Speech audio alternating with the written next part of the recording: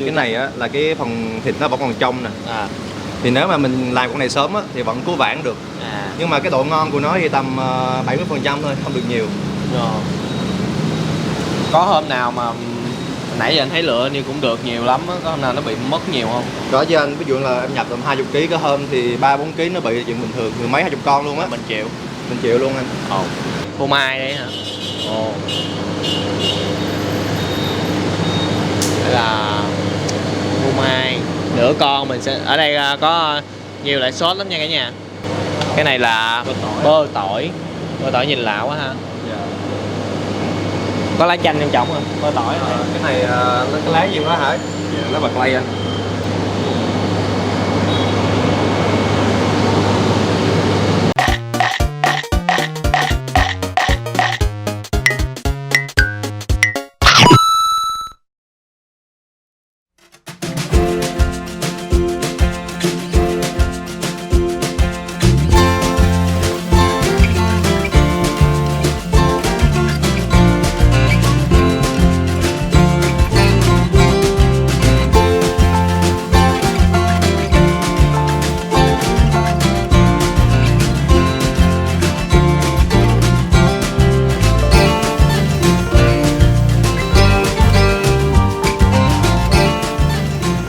Trời trong xanh, nước trong xanh, ngày hôm nay mình ăn hải sản. Hi, xin chào cả nhà. Gia Phú và Mèo rất vui được chào đón cô chú, anh chị và tất cả các bạn đã đến với Pia Food Travel. Lâu rồi chúng ta không đi ăn hải sản thì ngày hôm nay tụi mình sẽ đến một địa chỉ lạ mà mới, cũ mà mới. Đó là chúng ta đi ăn tôm hùm ở quán Huy Tôm Hùm ở địa chỉ là số 4 Cù Lao, phường 2, quận Phú Nhuận. Ở đây với thông điệp là để ai cũng ăn được tôm hùm. Đó là cái tiêu chí mà bạn chủ Huy muốn tất cả mọi nhà ai cũng có thể thưởng thức được món tôm hùm này ngay từ những ngày đầu bán. Cũng là mấy năm rồi. Bạn Huy là có thể nói gọi là những người đã khai mở ra cái món tôm hùm bán mang về. Rồi thôi bây giờ chúng ta cùng ghé qua tìm hiểu Huy Tôm Hùm bữa nay đã khác biệt như thế nào so với những năm về trước. Đừng quên like, share cũng như ấn nút subscribe. Cảm ơn cả nhà rất nhiều. Rồi, giới thiệu với mọi người nhân vật quen thuộc của chúng ta, gọi là hot boy Huy Tôm Hùm. Hot boy thì nữa. Lúc đó là thời gian đó là em quá nổi luôn rồi mà. Báo chí đăng rất là nhiều. Lúc đó là Huy, anh nhớ là Huy làm công việc sân bay. Đúng rồi. Bỏ cái công việc đó để mà bán tôm hùm. Tôm là nhà mình luôn. Đúng rồi, nhà nuôi luôn anh. Nuôi hơn 20 năm rồi. Tiêu chí của Huy là để ai cũng được ăn tôm hùm. Đây rồi, cái xe này vẫn còn. Rồi cái xe huyền thoại luôn. Xe huyền thoại. Xe này là xe gọi là sao ta? Xe mối, xe tổ. Chinh chiến 3 năm rồi đó. Thì em đổ qua đây là lâu chưa Huy? Em chuyển qua đây hồi tháng 4 năm trước. Xui cái vào chuyển qua tháng 4 bán được tháng là tháng 5 cái dịch mất tiêu. Cái nghĩ tới tháng 11 cũng mở lại. Bên đây thì em thấy là có chỗ ngồi rộng rãi hơn. Đúng rồi. Rồi giờ về tôm hay là này nọ mình có thay đổi gì mới không? Có anh. Bây giờ thì tôm thì em bắt đầu chế biến được nhiều món cho khách hơn nè. Xong rồi có chỗ ngồi thoải mái hơn. Xong rồi đa dạng cái kiểu như là size tôm khách lựa chọn nữa. Rồi hải sản cũng có thêm nữa. Ok, thì bây giờ chúng sẽ tìm hiểu sâu hơn. Rồi Huy ơi, đây là hai cái thùng người ta mới giao tới luôn trong ngày hả? Đúng anh, mới giao tức thì luôn á. Đây nè, ngày 25 tháng 2 là hôm qua. Đúng rồi, này là thùng tôm hùm sống nè. Cam Ranh Sài Gòn nè. Này tôm hùm ngợp. Tôm hùm sống, tôm hùm ngợp. Này hàng vào mỗi ngày luôn. Có một ngày giao tới rồi, khui luôn. Sẽ coi hai loại tôm hùm như thế nào nha mọi người. Huy cũng sẽ hướng dẫn mọi người luôn là tôm hùm ngợp, tôm hùm sống ra sao. Rồi. Wow. Trong này sẽ có một cái bịch mà giữ đá thiệt là nhiều nè. Này người ta giữ theo cái thật ra nếu mà để giữ lạnh cho cái này từ Cam Ranh vào đây á, nhiệt độ phải từ 0,5 độ C. 0,5 độ. Cho nên rất là lạnh trong này nè, đá nhiều á. Anh nhớ không lầm là Huy từng chia sẻ là nói chung là tôm hùm ngợp là vừa ngợp là coi như là ướp lạnh liền để giữ cái độ tươi gần như là 95% đúng không? Đúng rồi anh.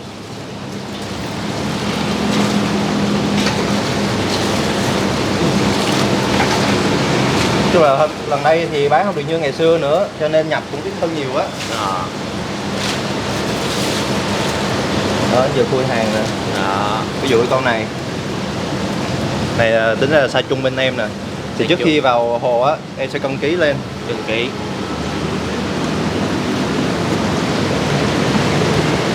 Size trung thì từ 2 lạng 7 tới 3 lạng. Này 3 lạng hơn thì vẫn là size trung. Rồi em sẽ phân ra từng khu gì đó cho khách dễ lựa chọn. Em phân trong cái hồ luôn hả? Dạ đúng rồi.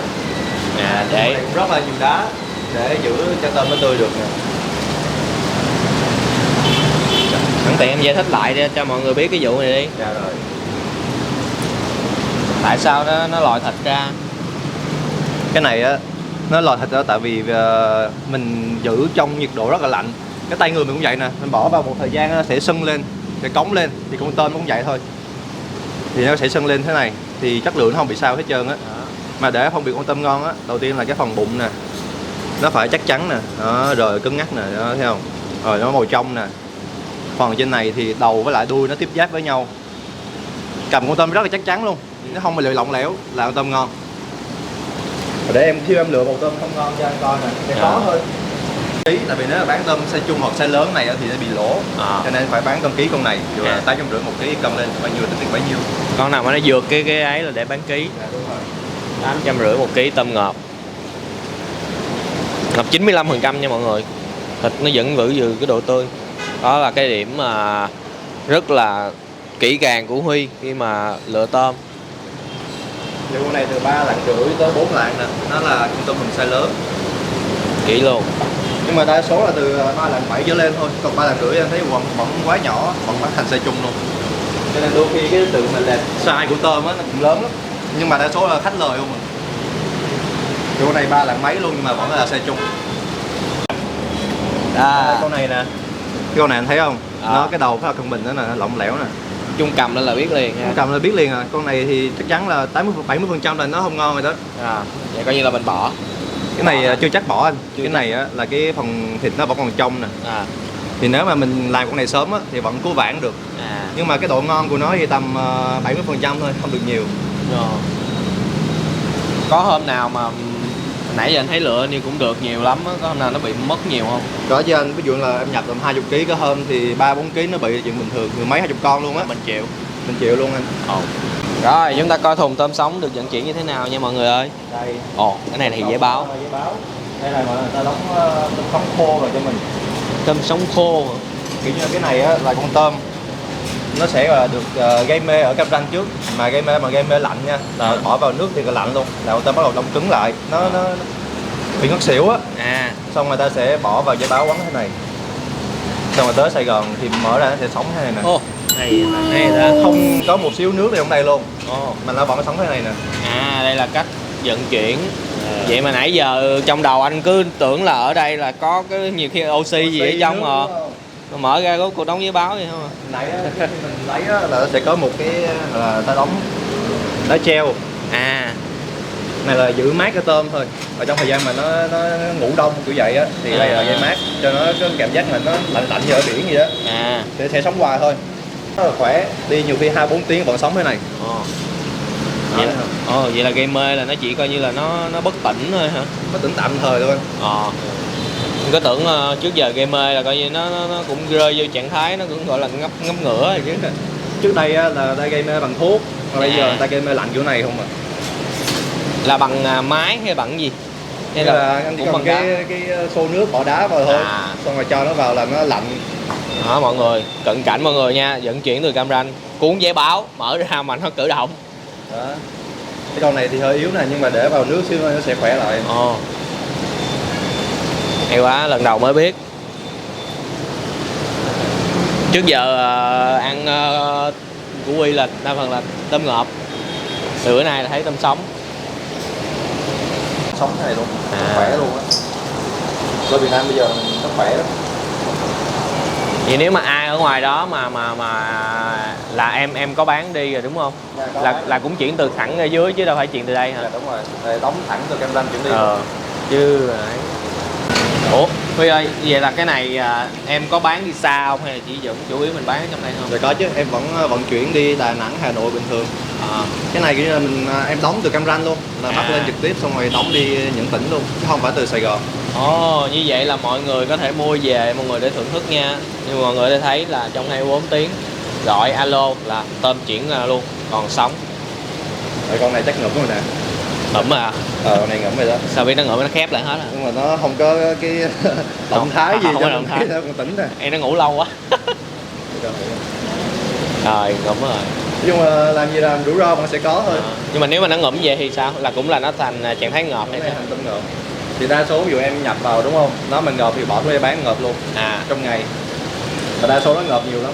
Đôi khi tôm vào lô yếu á, là nó chết là chuyện bình thường. Nhưng mà cái này mình phải chấp nhận thôi. Nói chung là bán tôm bán tôm hùm rất rủi ro. Vài bịch thì mới bỏ một bịch trắng ha. Ồ, con này khỏe. Này gọi là tôm hùm xanh Việt Nam mình. Thì tại Việt Nam mình chuộng tôm hùm này nè. Tại vì nuôi nó ngắn ngày. Với lại cái giá nó cũng tốt hơn là những con tôm hùm khác. À. Cái kiểu như là anh nuôi tầm 10 tháng là 12 tháng được thế này rồi. Ngày xưa Việt Nam mình nuôi tôm hùm bông. Hùm bông thì như là nuôi phải 2-4 tháng hoặc là 20 tháng. Thì cái gọi là cái size vòng 4 nó lâu quá mà rủi ro là cao nữa. Cho nên giờ nó chuyển sang nuôi này rất là nhiều. Và nó khỏe hơn nhiều lắm.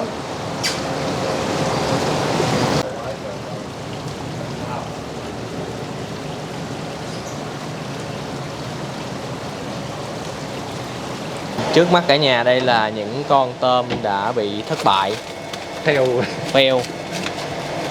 Nó giờ không ngon là phải giữ lại nè, đâu có bán được đâu. Đông cứng hết rồi. Đến chiều ơi, đến chiều nhiều khi chắc cũng có mình coi được là tại sao nó lại giờ coi được không? Nó kiểu như là nó bị ốp phần đầu nè. Phải giữ lại thì không có bán được con tôm này nè. Ồ, có anh thấy có thịt vậy mà coi như ốp phần đầu là coi như không bán đâu. Nè người ta mới hôm qua à kiến luôn. Kiến lên. Nhưng mà cái này thấy thịt còn đỏ hồng quá nè ha. Mà cũng bỏ ha. Con tôm này chắc bị đen, phần này là bị ương rồi nè. Nên nó giữ lại nó có mùi á. Ủa nhưng mà giờ em giữ lại để đông vậy để làm gì? Nấu canh nhân viên nấu cơm đồ ăn thôi chứ là gì đâu. À vẫn sử dụng được đúng không? Dạ. Nhưng mà tại vì nó không được chất lượng nó không bán khách thôi. Còn mình ăn thì vẫn ok, không gì hết. Bây giờ bán con tôm mà thu tiền khách thì nó thế này thì kỳ quá. Cả nhà ơi, chắc bữa nào kinh tế mình eo hẹp quá mà thèm tôm hùm thì qua đây. Bây giờ mình mua luôn đi, mình giờ ăn chưa? Quê quá. Ok. Vô. Cái này mình đang làm cái nước sốt hải sản nè. Là cái này bên mình làm mỗi ngày. Thì nguyên liệu toàn nguyên liệu tươi hết luôn. Nước chanh nè, mới xay xong.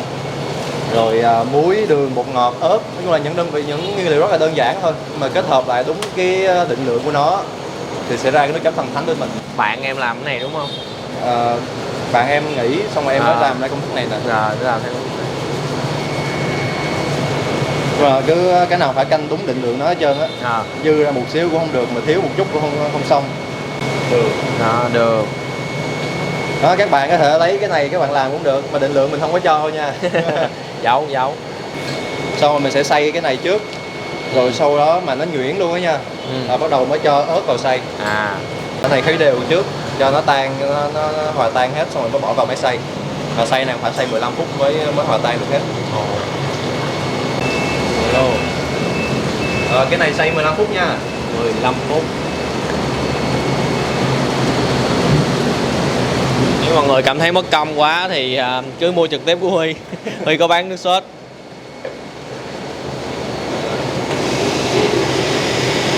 Cứ xay tiếp tục 15 phút rồi ok. Thơm quá, mùi chanh. Ôi mà trước giờ anh cứ tưởng này có sữa không chứ? Không bao giờ có sữa luôn. Thấy cái màu nó có màu trắng. Ai cũng hỏi em sốt này có sữa hay không mà thật ra không bao giờ bỏ sữa trong này hết trơn á.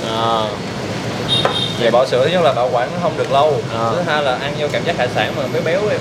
Riêng em thì cảm thấy khó chịu lắm. Cho nên thôi không bỏ sữa. Phải tách riêng ra vậy hả? Để xay. Rồi cái này xay ớt thì xay tầm 1 phút thôi. Cho bắt đầu nó còn vỏ, còn hạt để cho nó đẹp cái sốt á. Cũng là cái hình thức đi đầu tiên trước mà. Bây giờ mình bỏ thêm vài cái ớt khô để cho còn một món và bỏ ớt cho hình thức cho nó đẹp. Bỏ vô.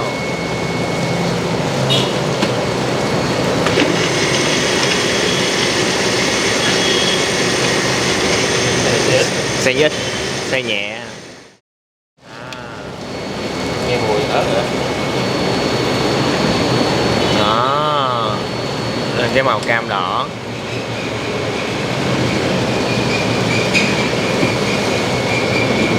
Đó, cái sốt của vị tôm hùm mà ra màu này là như vậy đó. Y chang như có sữa luôn, mà nó hay là béo béo nữa, mới hay. Còn hay mới đặc biệt nè. À, còn chanh nữa hả? Còn tép chanh với vỏ chanh, bào vỏ chanh trước. Ồ, chấm mà công phu á ha. Kỹ từng công đoạn anh. Đó, có vỏ chanh tươi vào á sẽ làm cho cái nước sốt nó luôn được tươi mới, ăn vào nó nghe mùi chanh nó đậm vị lắm, lại nghe nó thơm mát nữa. Nên mọi người muốn làm nước sốt ở nhà thì đơn giản thế này thôi. Giờ cái này là sao? Nè, tép chanh kiểu như là nếu mà anh để cái tép vào á, nhưng khi mà chấm nước sốt á, anh sẽ vô tình anh ăn được cái tép chanh á, cảm thấy nó chua chua, nó rất là sướng luôn. Cắt ra hả? À. Trời ơi, chưa ăn tôm mà nhìn nước chấm thôi rồi. Thèm rồi đó. Mùi chua chua, cay cay, thơm thơm. Nước chấm mà có cái tép chanh vào trong á, chấm cảm thấy nó thích lắm, lại một phần là nó đẹp mắt nữa. Xứng đáng. Lạng chai này em bán ngàn nhiêu? 80.000 anh. 300ml. 800, lộn 80.000 cho một chai nước sốt. Có bảng giá ngoài. À, đây cả nhà ơi, mới 9 giờ 40 sáng có người ăn tôm hùm rồi. 2 con lớn với lại một cái bình hải sản mua về. Đó. Tổng bill là 716.000 cho 2 con tôm hùm và một chai sốt. Rồi. Rồi, sốt quá đã luôn. Mình chiều mới ăn, cái này khách ăn trước rồi. Bán coi gì là coi như bán từ sáng 9 giờ luôn ha Quy. Em mà có 9 giờ á, khách mà đặt sớm vẫn ok cho khách luôn. Rồi. Đó, một chai thế này nè. Đã. Không có sữa nha. Không có sữa, không có sữa. Đây là giá bán con, nhỏ, trung và lớn. Hình như cái giá này là hơn hồi trước 20-30 ngàn đúng không? Hơn một size nhỏ size chung nè, là hơn tầm 20-30 ngàn một con á. Còn cái size lớn thì hơn nhiều rồi. Size lớn thì hơn tầm 100.000.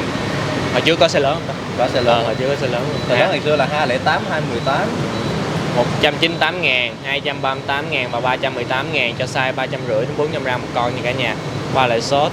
Ở trong kia có một cái bảng giá nữa kìa. Vô quay luôn. Đây là giá mình bán đồ tươi đúng không? Dạ đúng rồi anh.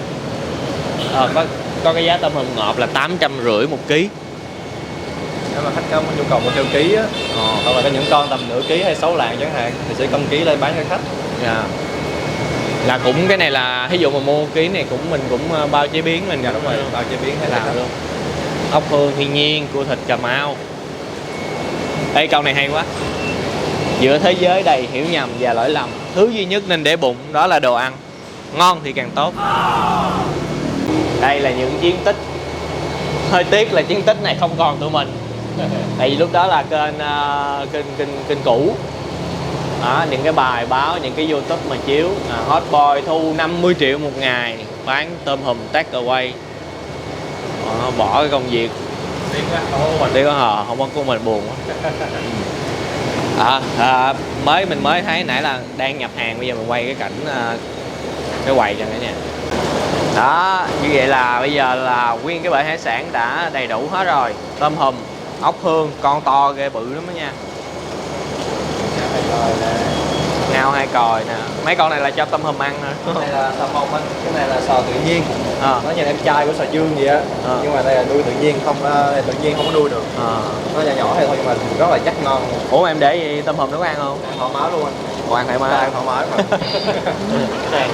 Đấy, bây giờ thí dụ mà khách tới đây á, là em lựa luôn hay là khách được quyền lựa không? Khách lựa thoải mái luôn anh. Lựa thoải mái đem mình hơn.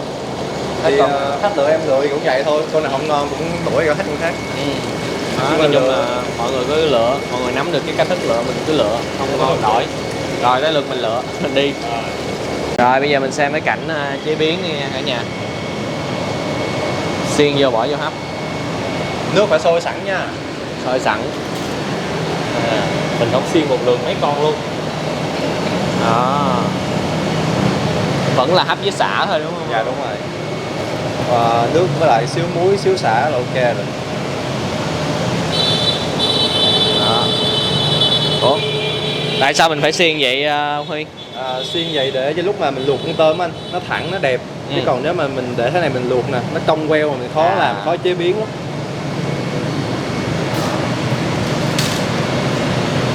Nhiều người vẫn đến giờ nhiều khi có người vẫn thắc mắc là em gọi là hấp nhưng mà bỏ vô nó ngập nó luộc. Nhưng mà luộc vẫn ngon hơn hấp. Hấp là bị khô lắm. Chung này dạng vừa cảm thấy vừa ấy là em đã lấy ra đúng không? Có đồng hồ canh giờ kìa. Có đồng hồ canh giờ luôn nè. Rồi, chị hết giờ. Nãy trong đây là mình làm size gì với size gì? Size chung với size lớn. Size chung với size lớn.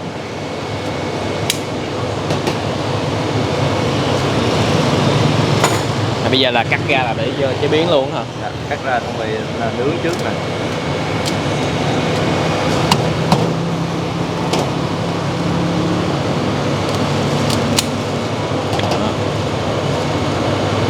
Ta cùng coi chất lượng con tôm nè. Ồ. Nó còn hơi tái béo bỏ vào mình nướng. Bỏ nướng rất là chín. Coi như là nếu mà nướng là mình sẽ để khoảng 90% mà. Dạ đúng rồi. Rồi, tiếp. Con kia.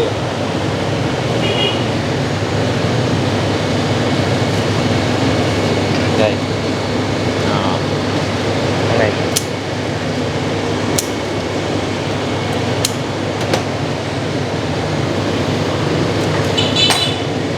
Đó, chủ yếu là coi bắt đầu là nướng là được chín rồi mới ngon.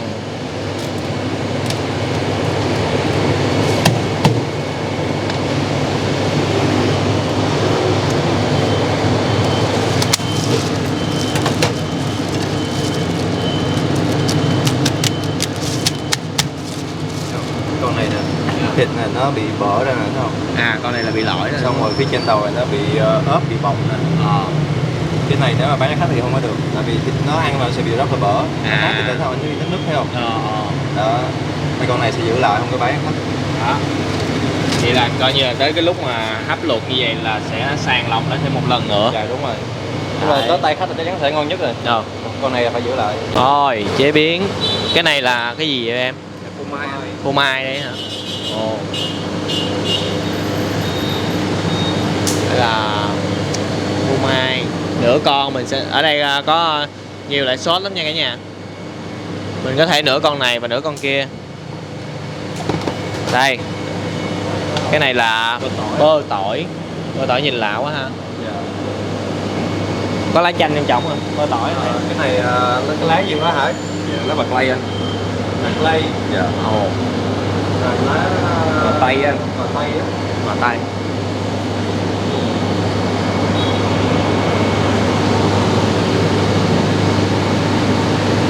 Mà khè cái bơ chảy ra.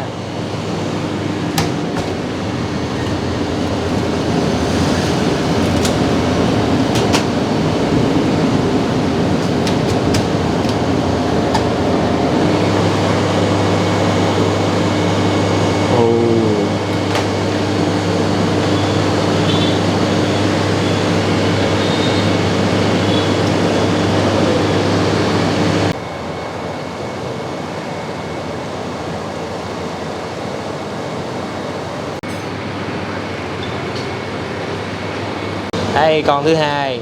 Ồ. Con này thì Phú làm chảo lửa, bơ cây và trái tỏi. Ngon, nhìn tình tôm ngon. Sắc. Vậy sao cái nào trước vậy? Dạ, tỏi với lại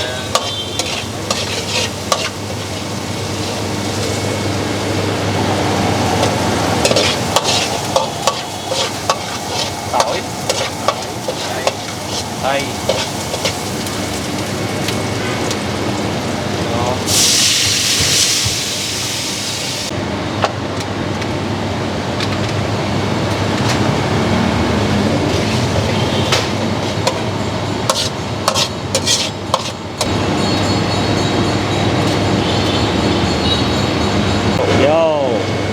Rửa con trước.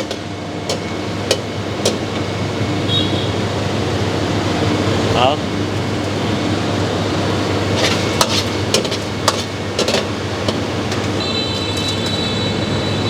Tỏi phi.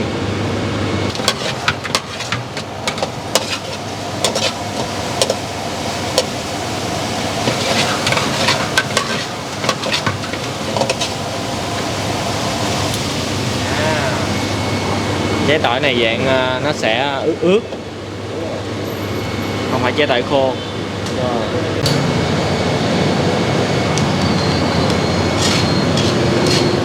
Tinh túy rồi bạn. Đã quá, thơm à, mùi đậm đà.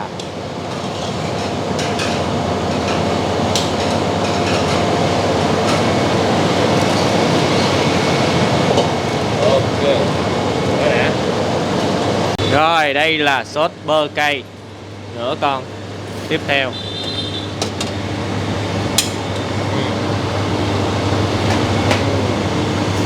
Tóc hết. nó bắp, nó hành.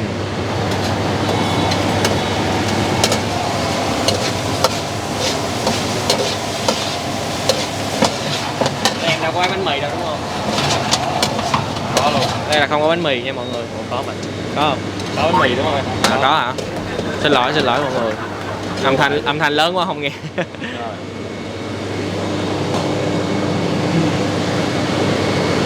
Đó.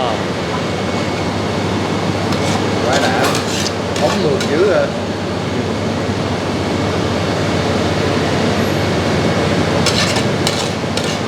Đây là tôm ngọt đó cả nhà.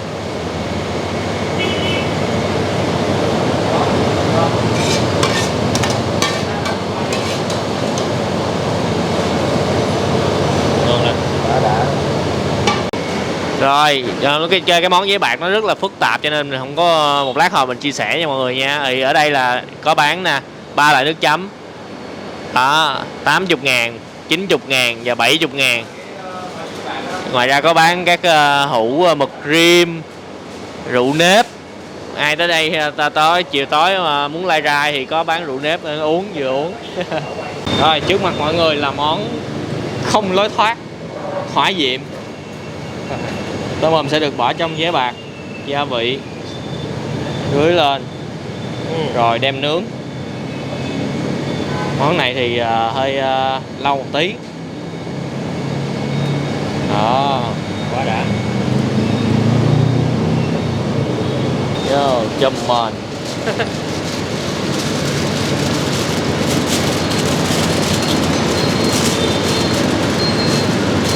Đã đấy.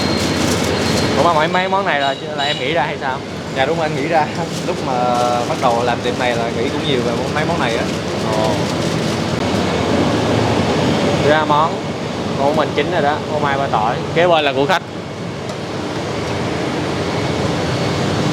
Ồ, khách tan phô mai không hả?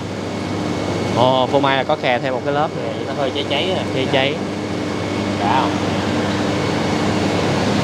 Chết người.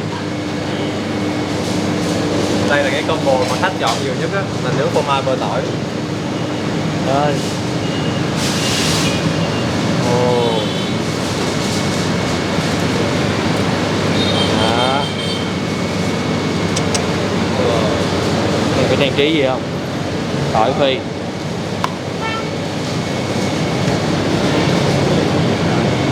Ở đây vậy.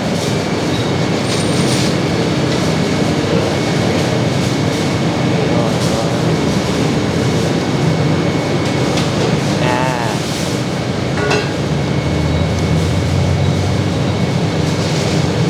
Phô mai thì rất lá Bạc lây mà tây á. là đây. Cái này là tỏi phi. Trang trí luôn. Chỉ luôn, lúc bán có trang trí gì Có không? luôn anh. Ok.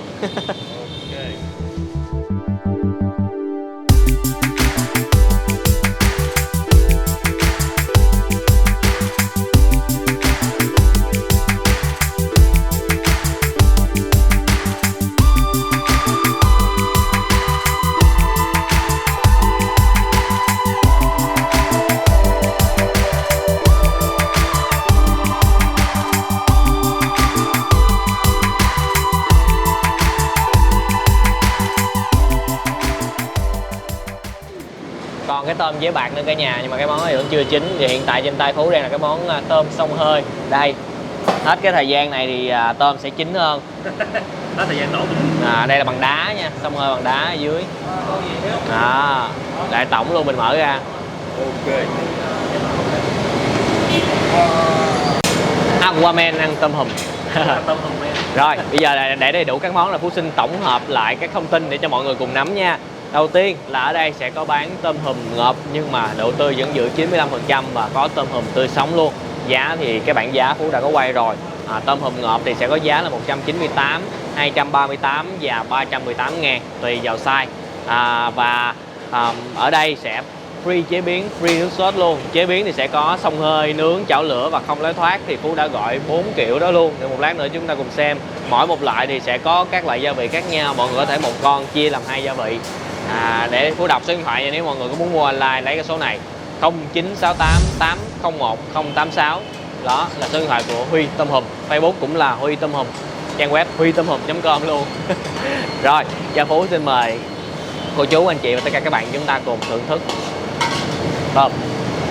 Ở đây ngoài ra có bán cái món mì Ý, một phần này là 60 ngàn. Mì Ý đây thì chỉ có rau củ thôi.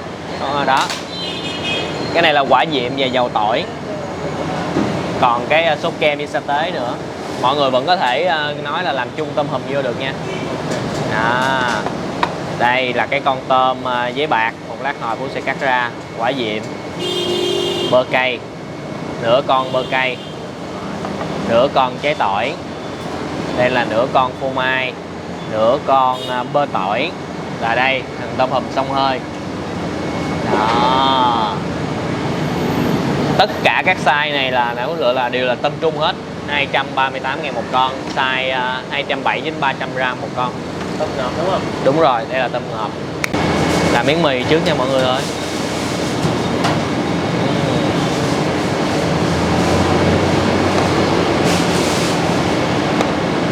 Mì này chỉ có rau củ không thì 60 ngàn thì chắc là mọi người chắc cũng sẽ hơi đắn đo với cái món này ha.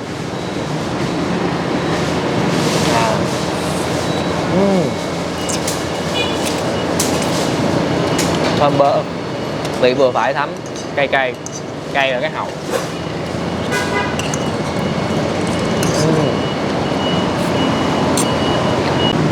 Đây, đá nóng là ở dưới nha.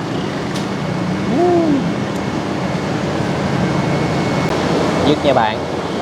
Từ chết tiệt cái đằng chết tiệt này. Gọi chi mà nhiều món quá. Phải cẩn thận không thôi nó văng con tôm là khóc. Đó. Dạo này lên tay thế nhỉ? Sẽ cắn không. Thơm quá.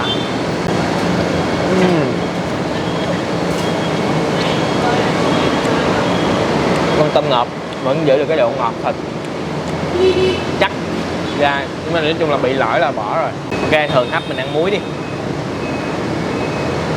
Muối rang. Muối này nó thơm, nó không có bị mặn. Chắc chanh được, chấm được rồi. Đây chấm được còn chấm được nước sốt khác nữa. Đó, một con mà chúng ta ăn được mấy về nước chấm.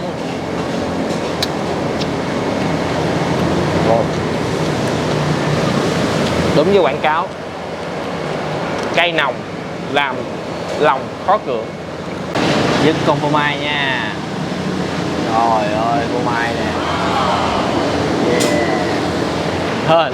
Hồi sớm thấy trời âm u, mừng quá bữa nay ăn hải sản không bị không có mưa. Chúng ta đã không có bị dính lời nguyền. Coi đi bạn. Đây để nguyên cái miếng này bỏ ủ.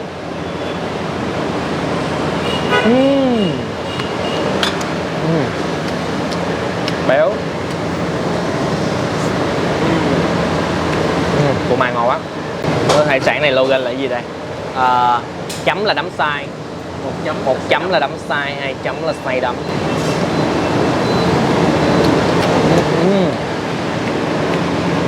Đây dặn. Phê. Cho nên với 200 ngàn thì chúng ta có thể ra ăn được tôm hùm tươi, ngon, nước sốt bao chế biến nữa. Ngon thiệt, sốt này mình ba loại sốt đều ngon, ăn hấp thì ăn muối. Đây mình cùng soi lại nha. Một con là sốt này là cháy tỏi ướt, con này là sốt bơ tỏi khô. Về gần cái thì nó sẽ giống nhau, cho nên Phú sẽ ăn con bơ cay. Nó tổng hợp hai cái nó ướt. Rồi đây, chà đó, con này ăn sao Trần? Đó thôi.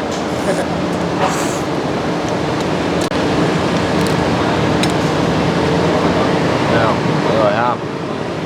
Con nào con nấy đều chắc, không có bị bể. Cho coi thứ nào.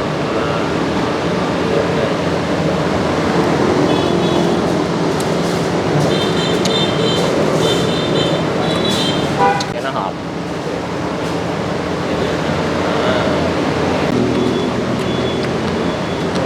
Con này thì nó không có chắc bằng con hồi nãy, nhưng mà vẫn có độ sật dai. Cái đầu ăn sao ta? Ở dưới đó.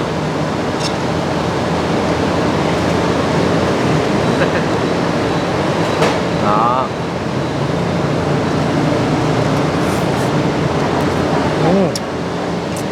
Béo thiệt.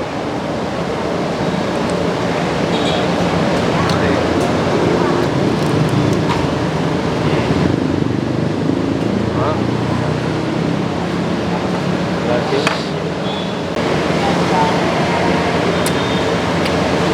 Đấy. Tới ăn chùm cuối nè nghe không? Đây, mời cả nhà cùng xem ăn chùm cuối quả diệm.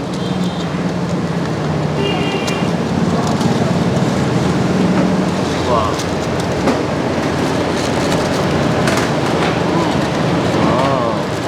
Con quả diệm này có thấy là cái sốt này là dừa, tương ớt, tương cà. Còn gia vị nào ẩn không thì mình không biết. Đó, chét. Ồ, nước. Ok.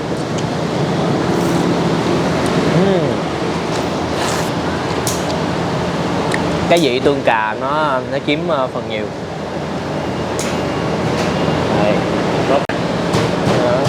Ăn cơm mà cái cảnh này là chết người nhất.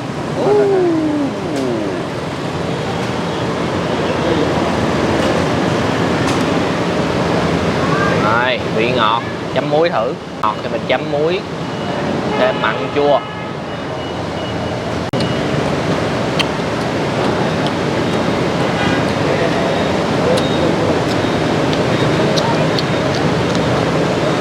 Hơi không hợp lắm. Cái này là ngon nhất.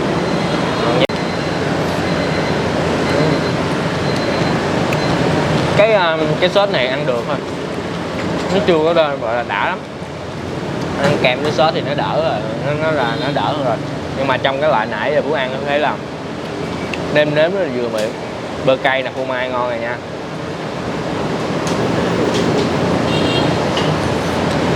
Đó, một bữa tôm hùm quá tuyệt vời.